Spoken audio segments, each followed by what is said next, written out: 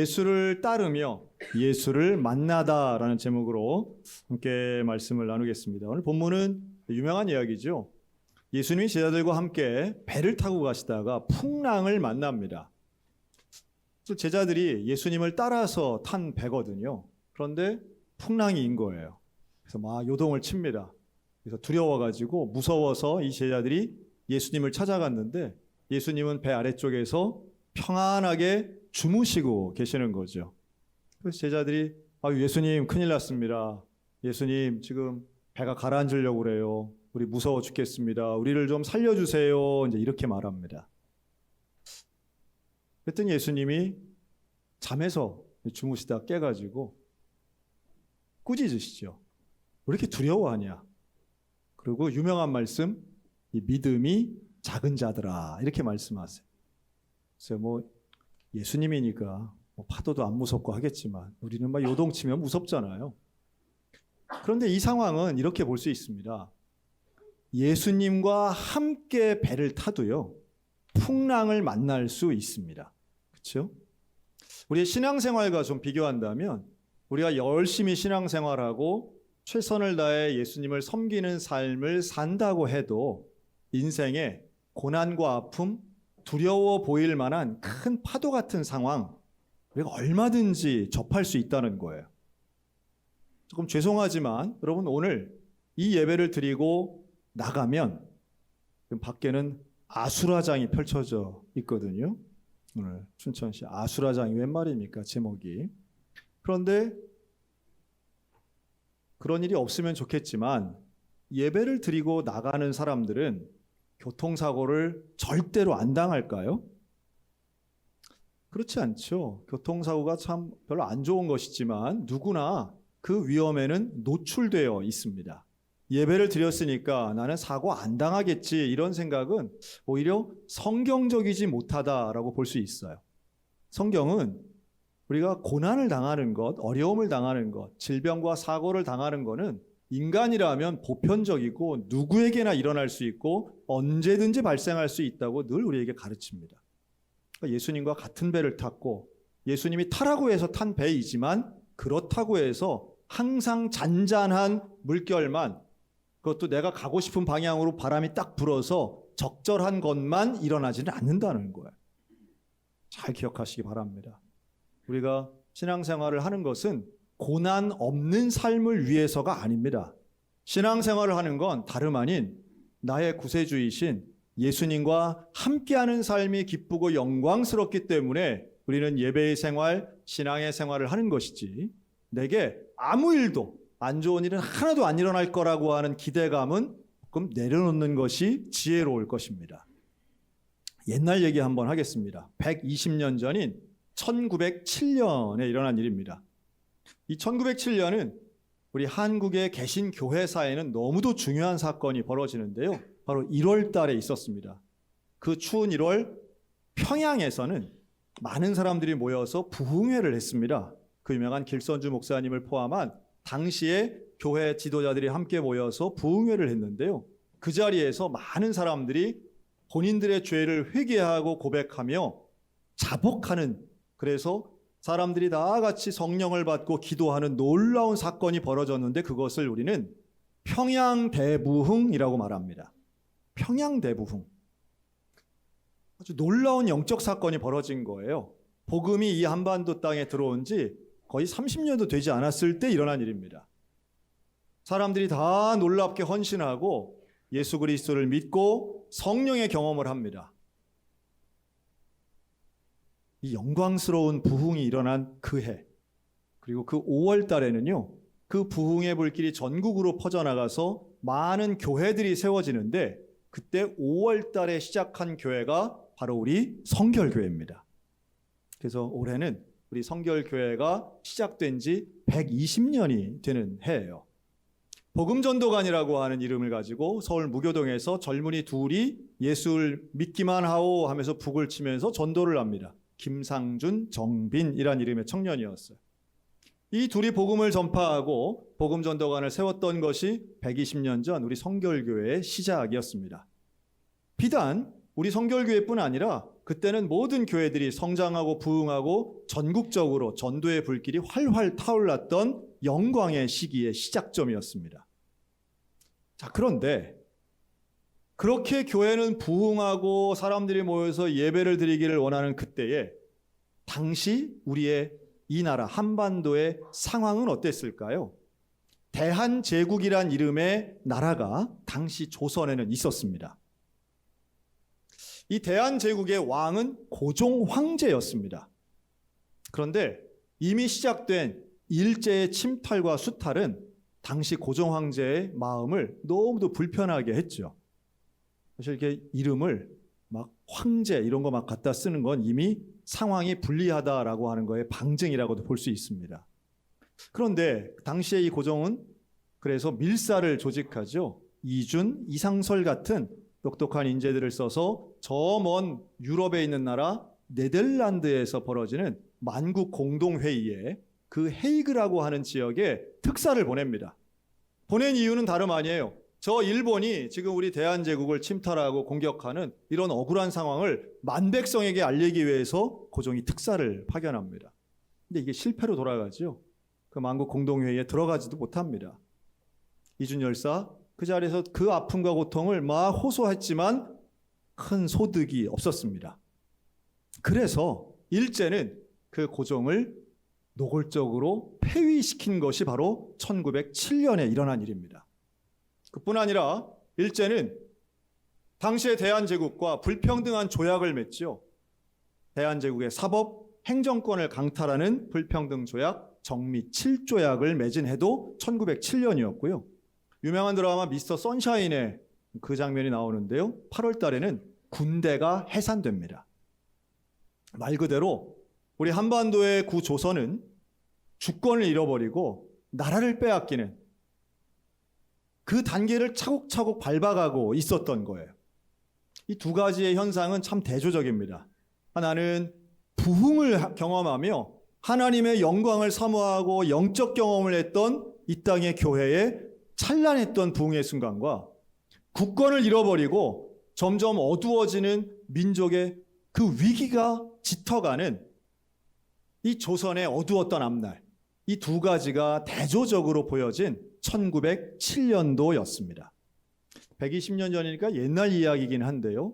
우리가 예수님을 잘 믿고 또 예배를 잘 드리고 기도를 잘하면 우리 대한민국도 분명히 복을 받는다 이렇게 생각을 하는데 꼭 이게 시대적으로 동시에 또한 우리가 생각하는 그런 방법으로 드러나지는 않는다는 것을 1907년의 평양 대부흥과 고종의 폐위 사건은 우리에게 보여주고 있습니다.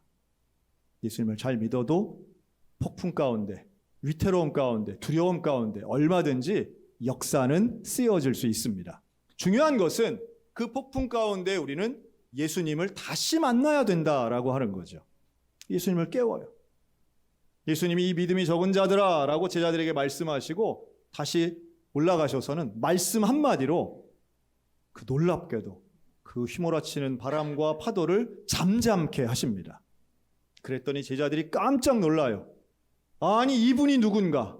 이분이 도대체 누구이길래 바람도 파도도 잠잠해지는가?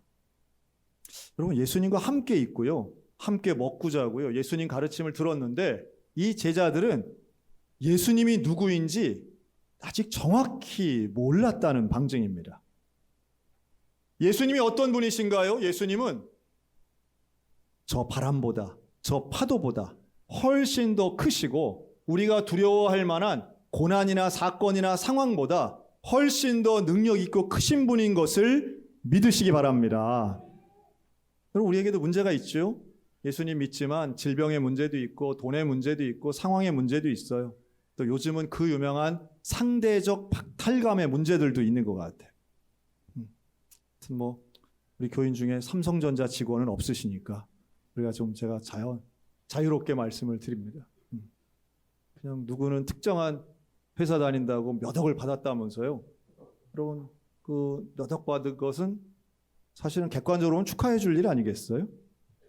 내 돈을 뺏어간 건 아니잖아요. 그런데도 우리 마음이 불편하고 내 자식은 그거 못 받는데 이런 마음이 들게 되고요.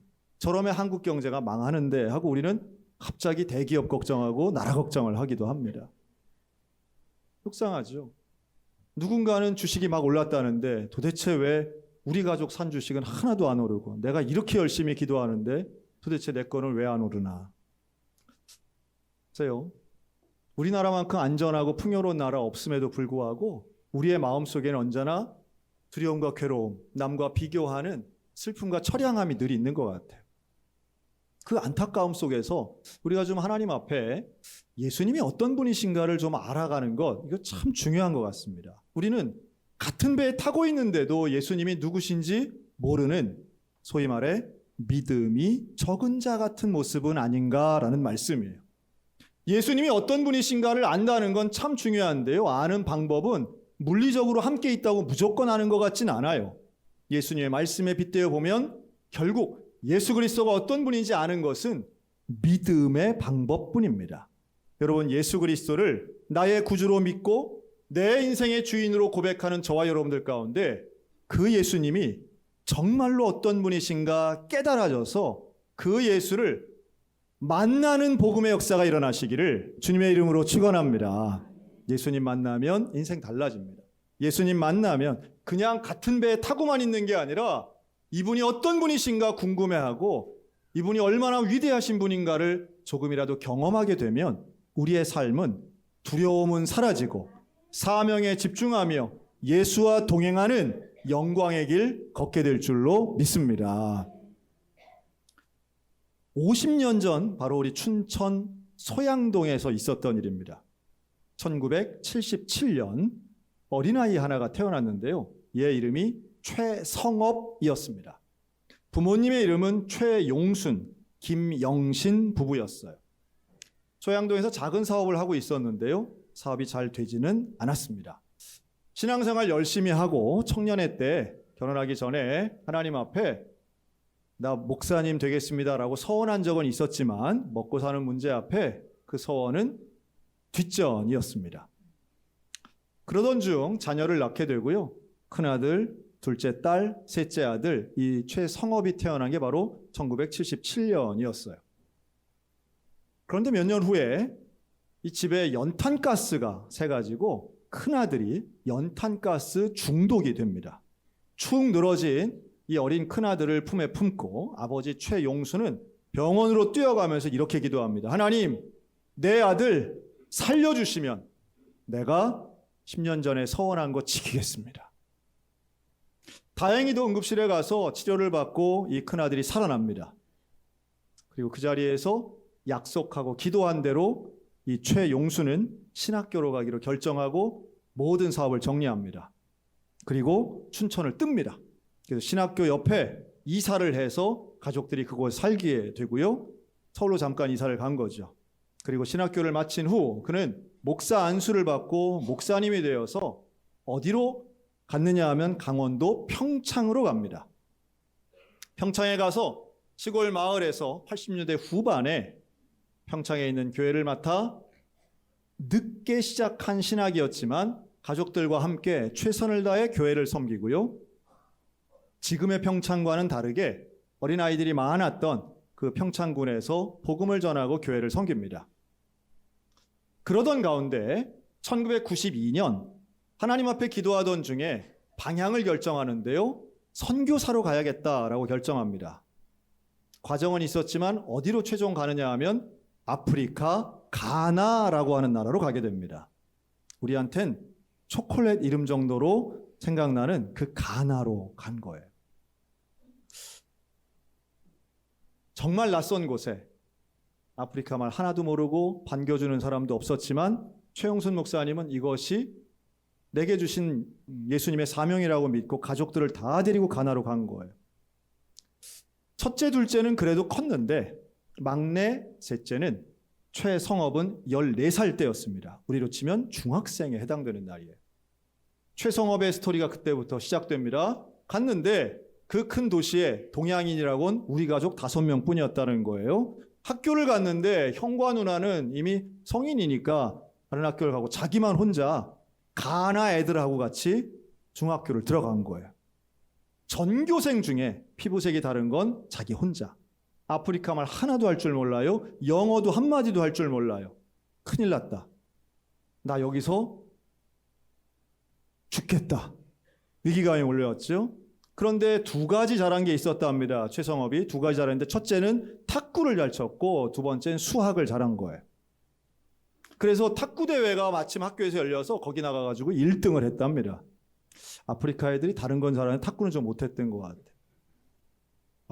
그러니까 애들이 좋게 보고 친하게 됩니다. 아프리카 말 못해도 친하게 되는 과정이 일어나게 된 거죠.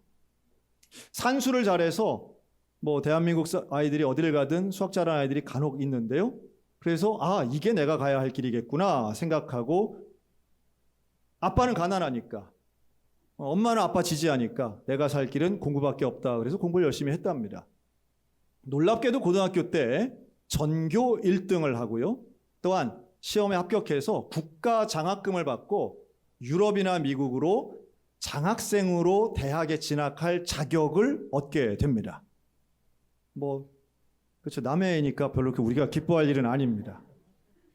자, 그런데 이때에 아버지 최용순 선교사님이 뭐라고 하느냐 하면, 성업아, 나는 네가 공부 잘해서 참 자랑스러워. 그런데 네가 이 성적을 가지고 이 자격을 가지고 유럽이나 미국에 있는 대학을 가서 유학을 하는 일도 물론 좋은 일이지. 하지만 그렇게 되면 너의 인생은 물론 편하고 좋을지 모르지만 그냥 많은 성공한 사람 중에 한 명이 될 거야. 나는 네가 이 가나를 위해서 일했으면 좋겠어. 네가 똑똑하고 유능한데 이 가나라고 하는 이 나라를 위해서 쓰임받을 제목이라고 생각해. 하여튼 아버지는 이런 내용으로 거칠게 말했습니다. 저처럼 친절하게 말한 건 아니고. 놀랍게도 19살 최성업은 이 아버지의 말씀을 수용합니다. 그리고 가나 국립대학으로 진학을 하고요. 가나 국립대학에서 마침 한국에서 유학 온 여학생을 만납니다. 가나로 유학 가는 여자애들이 있다는 게 놀랍긴 한데요. 이름은 백시은입니다. 우리 교회에도 시은이가 많죠. 그리고 이때쯤 졸업을 하면서 이 최성업은 사업을 시작하는데요. 이 2000년대 초중반 전 세계에 휩쓴 인터넷 열풍과 함께 그는 통신 사업에 뛰어들어서 청년 사업가로 큰 성공을 거두게 됩니다. 그리고 이때 그는 가나의 국적을 얻게 되고요. 가나의 국적을 얻으면서 본인의 이름을 가나식으로 바꾸게 됩니다. 뭐라고 바꿨냐 하면 코조로 바꾸게 됩니다. 최고조가 된 거예요. 그냥 우리 한국말로 하면 최고 높은 걸 우리가 최고조라고 하는데, 이 코조라고 하는 뜻은 이게 가나는 단어를 아카너라고 하는 언어를 쓰는데요. 이 아카너로 코조는 월요일에 태어난 남자아이라는 뜻이랍니다. 근데 그 이름이 가나에는 흔한 이름이래요. 자, 그래서 이 최고조는 2002년에는 월드컵을 그 시즌에는 한국 한번 왔었고요. 2018년 동계올림픽 때 가나 선수가 한 명 출전했는데 그 한 명을 돕기 위해서 함께 왔었답니다. 우리는 기억도 없지만 하여튼 그랬답니다. 평창이 본인의 고향 같은 곳이었기 때문에 자원했고 한국말 할 수 있는 가나인은 본인 한 명뿐이기에 왔었다는 거예요. 놀랍게도 그는 가나에서는 똑똑하고 공부 잘하고 그리고 사업에 성공한 젊은 한국인처럼 생긴 가나인이었습니다. 그리고 이 사람을 소개하는 놀라운 우리 한국 사람이 주목한 사건이 벌어지는데요. 바로 작년 2025년 12월 최고조는 대한민국에 파송된 가나 대사가 됩니다. 이게 작년 12월 우리나라의 뉴스가 되어서 큰 화제가 되었는데 우리는 대부분 모르고 있죠. 최고조 대사는 대한민국에 와서 많은 사람들의 관심을 받습니다. 왜냐하면 이런 전례가 없기 때문인데요. 간혹 미국과 같은 우방에서 한국계 미국인들이 대사나 혹은 영사로 우리나라에 온 적은 있지만 이분들과의 큰 차이점이 있습니다. 최고조 대사는 한국말을 너무 잘하는 거예요. 하여튼 죄송한 표현이긴 한데 검은머리 외국인들은 한국말을 못하시잖아요. 근데 이 최고조 대사는 한국말을 잘할 뿐만 아니라 많은 언론들과의 인터뷰를 통해서 항상 비슷한 이야기를 하는데 예수님, 복음, 교회, 그리고 한국과 가나 사랑에 대한 전파자로 세워지게 됩니다. 제가 이분을 소개하는 이유는 지금부터입니다. 여기까지는 전형적인 외국으로 어릴 때 가서 성공한 스토리의 자랑스러운 한국인 이야기잖아요. 이분이 유튜브에 보면 금방 나오는데요. 이분의 간증이 있는 거예요. 이분에게는 사회자가 이렇게 질문합니다. 대사님, 당신의 소원과 계획이 무엇입니까? 이렇게 질문했어요. 그랬더니 최고조 대사가 뭐라고 하느냐면, 네, 저에게는 한국인 제 아내와 결혼해서 낳은 6명의 자녀가 있습니다. 아프리카는 그 정도는 다 낳는. 아프리카의 평균 출산율은 3.8명입니다. 우리 대한민국은 0.7명이죠. 6명. 제일 큰 아이가 17살, 제일 막내가 2살이랍니다. 중간에 쌍둥이도 둘 있고요. 그런데 나의 소원은 이 6명 내 자녀들이 나중에 나는 우리 아버지를 기독교인으로서 존경해 라는 말을 듣는 것이 내 인생의 목표입니다 라고 말하는 거예요. 저는 그 순간 내가 설교할 때 많이 썼던 말이 저분도 공감하고 있구나 하는 생각을 갖게 됐습니다. 여러분, 인생의 성공은요, 다른 사람들이 볼 때는 직위나 직장, 소득이나 소유로 판단할지 모르겠지만 우리는 너무도 잘 알고 있습니다. 함께 살고 있는 내 가족, 내 자녀가 나를 어떻게 평가할지, 나의 사생활을 알고 나의 언행을 옆에서 지켜보고 수십 년 동안 본 사람들이 나를 뭐라고 평가할지. 그런데 그 평가 중에 내 자녀들이 나를 향하여 존경할 만한 진짜 그리스도인이라고 평가받는 것이 본인의 목표래요. 그러면서 한마디를 더 붙입니다. 왜 이런 소원이 생겼냐 하면 내가 우리 아버지를 그렇게 보기 때문입니다. 내가 우리 아버지를 그렇게 보기 때문이에요. 그런데 이분들이 고향이 어디라고요? 춘천입니다. 너무도 놀라운 얘기죠. 모든 인터뷰 기사에 항상 쓰이는 게 맨 앞에 춘천 출신이라고 나오더라고요. 우리는 그때 몰랐지만 아마도 이번 지자체장 선거 끝나면 아마 이 최고조 대사 모셔서 강의도 듣고 하는 시간들을 가지려고 지자체가 많이 노력하지 않을까 생각이 듭니다. 불과 몇 달 되지 않은 거예요. 귀국한 것이. 지금 이 최용순 목사님, 아버지 목사님은 80이 넘으셨어요. 그리고 은퇴를 했습니다. 은퇴를 해서 춘천에 와서 살고 계시다가 아들이 대사가 되었기 때문에 현재는 대사 관저에서 아들과 함께 살고 있습니다. 글쎄, 저와 여러분의 삶에 가난도, 또 때로는 연탄 중독도, 연탄가스 중독도, 사고도 얼마든지 일어날 수 있지요. 다만 그러한 상황을 하나님 앞에 불평과 저주와 어떤 한탄의 소재로 삼을 것인가, 아니면 그렇더라도 파도를 잠잠케 하시는 그 예수님, 내 인생을 책임져 주시는, 내 인생의 구주와 주인 되시는 그 예수님을 따라갈 것인가 라고 하는 것은 오늘 저와 여러분의 결단과 내려주시는 하나님의 은혜로 생긴다고 믿습니다. 여러분, 예수님과 동행하는 믿음의 성도들 되시기를 주의 이름으로 축원합니다.